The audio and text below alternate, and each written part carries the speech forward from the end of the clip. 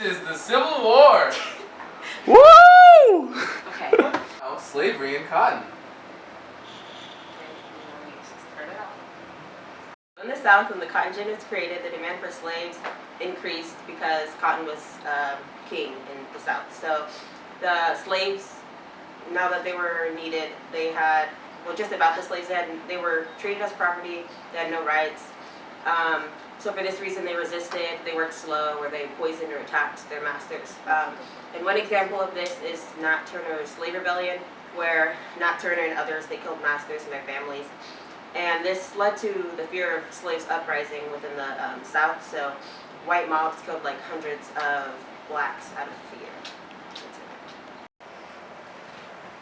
So in the South, there were such people who believed that slavery was wrong. For example, the abolitionists. They were people who created the abolition movement to prove that slavery was wrong. And within these people, there was Frederick Douglass, who wanted to end slavery, and he petitioned to tour around the South and give lectures for anti-slavery. And there were other people who, instead of talking and giving a public speech, they would write books. For example, the Uncle Tom's Cabin, which explained the atrocities that were happening within the South and the slaves. And this caused Leading to the Civil War. I don't like that. I don't like it either. Too bad we're keeping it. There are many leading factors to the Civil War.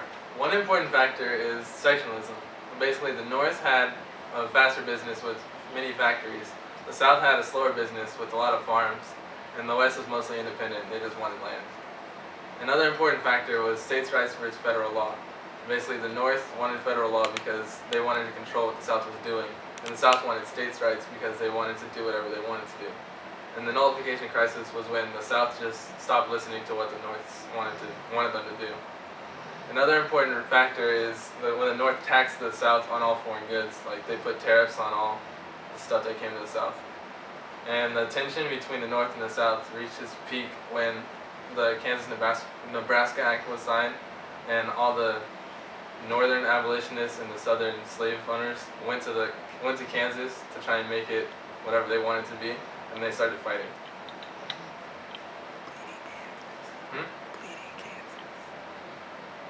Bleeding Kansas. The tension between the North and the South reached its peak when the Kansas-Nebraska Act was signed, which gave Kansas and Nebraska both popular sovereignty. And in the event called Bleeding Kansas, abolitionists from the North and slave owners from the South both went to Kansas to try and make it what they wanted to be, and they started fighting. So other factors leading up to the Civil War was the 1820 Missouri Compromise, which was slavery in Louisiana territory, and not many agreed with this.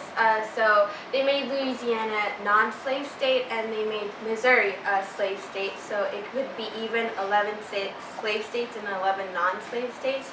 But this was caused because the Southerners believed that the Union were overtaking power, and this also led to the crisis of 1850, which was when the California state had gold, and it made many people move to the West, and they wanted California to be a free state, but many people in the North and in the South did not agree with this. And so then this led to the Compromise of 1850, which was that they declared California as a free state, and they made Utah and New Mexico a place with popular sovereignty, which they could choose what they wanted. And there was another law that said no slaves in Washington, D.C., and then from there they created the Fugitive Slave Law, which made the people in the North return the free slaves, or the slaves that had escaped from the South, back to the South. You had gay. Can you do that? Wait, did you? That's not a gang. It's just a thing. Gang, gang. No, I said, can you do? The Union and the Confederacy both had their strengths and their weaknesses. The Union, for example, had more soldiers, more supplies, and they had the Navy. But the Confederates had more reason to fight, trained soldiers, and they knew their terrain. some of the disadvantages for the Union, they had to destroy the fighting spirit of the South.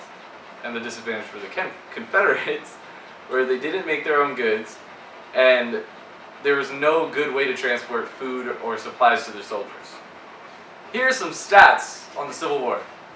So, at the beginning of the war, the Union had about 2.7 million soldiers compared to the Confederacy, who only had about 1.2 million. That's a big difference. But, again, the Confederacy did have a reason to fight while the Union did not. At the first Battle of Bull Run, it was the South who won, and it looked like they would keep winning because they had such promising soldiers. But towards the middle of the war, you could tell that the tide was changing at the Battle of Gettysburg, where the North won. And after that victory, Abe Lincoln made the Emancipation Proclamation to damage the South and end slavery forever.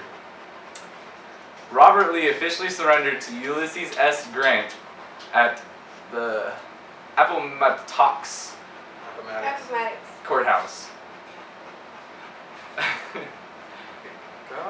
The amount of casualties each side had, the Union had about 642,000, and the Confederacy had about 483,000. The deaths, though, were about 110K to 91K. The odd thing was that most of the deaths did not come from battle, they came from disease. The effects and results of the Civil War are that slaves were freed, General Lee had to surrender, and the troops from the Confederate troops returned home without their weapons, so that they couldn't rebuild an army again.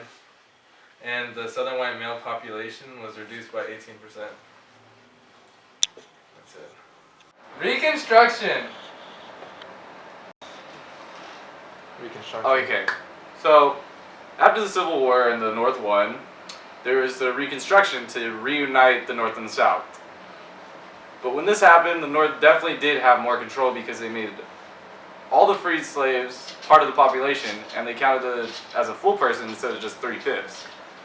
And the North decided to divide the 11 states into 5 military districts ran by Northern generals. Republicans took control of the South by going to the South and running for the positions and won because they had all the black votes. After the Civil War, blacks were treated a little bit better, but they were still treated as second-class citizens by the whites, creating black codes and Jim Crow laws, which segregated the South and treated blacks a lot worse than whites. And even when the blacks did get jobs, they often paid very little, and they still lived in poverty. And the Southern whites tried their hardest to deny them of suffrage by giving them poll taxes that they couldn't afford, and literacy tests that were nearly impossible to pass.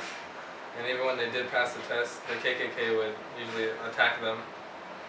These are the positives and the negatives of the Reconstruction. So, some of the good things were that America was reunited together as one. They got new constitutions.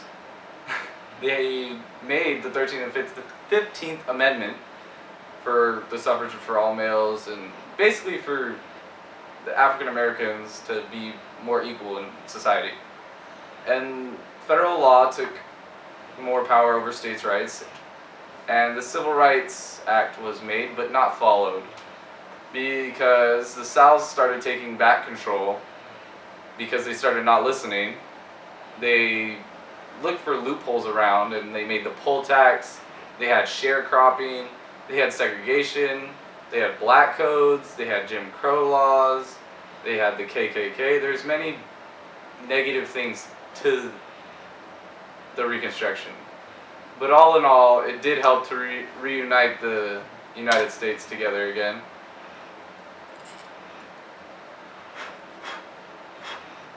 Yeah. Go. Cut! It feels awkward. Oh my god. Can I start talking now? Wait, me or him? I thought you wanted to. Oh. Come on, Dante. Did you start it? Yeah.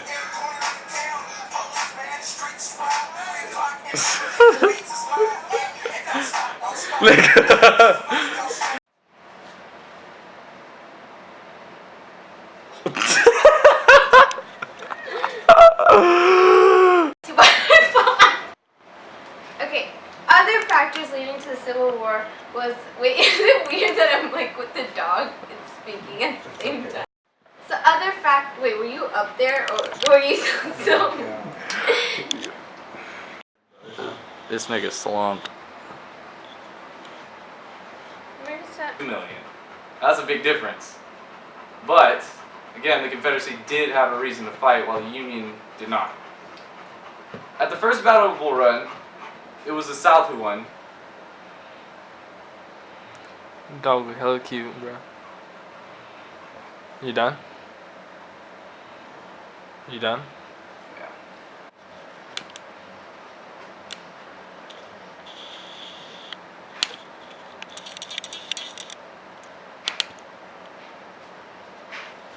Aw, Dexter's camera shy.